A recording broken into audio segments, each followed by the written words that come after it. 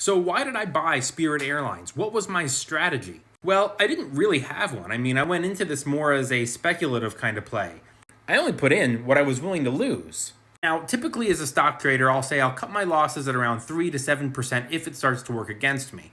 But with Spirit, I put in such a small amount of money, at least relatively to me, that, if the stock went to zero or they announced bankruptcy and it tanked, no big deal.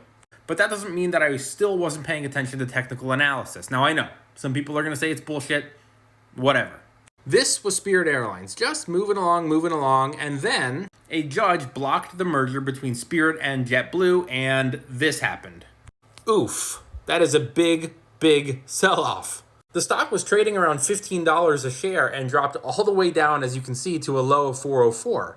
Now, when there's massively bad news like the judge blocked the merger and there's a rumor of bankruptcy, technical analysis, in my opinion, kind of goes out the window. So yeah, it was wildly oversold, but that wasn't good enough for me to get in. I wanted to wait for the stock to have at least some sort of recovery. And really what I was mostly looking at here was the volume. That's the stuff in blue right here. And it started to recover. Then it got onto the positive side of the 20-day moving average. And then up here, there was a little bit of a breakout. But I got in around here at $6.06, roughly there. And you can see today that it is up 19%. And this is my percentage gain right here, around 31%. How did I know? What was my secret? I didn't really have one.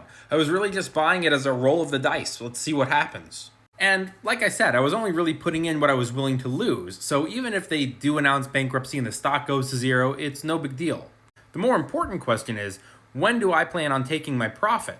And honestly, I don't really have one. And yeah, I can use something like Fibonacci retracements to give me some sort of idea on where the stock could go. Maybe I'll get out here around $9. Or maybe the momentum drops off, some bad news comes out, and the stock tanks. I don't really have a plan. I'm just kind of flying blind. Get it? Because it's an airline. Flying blind.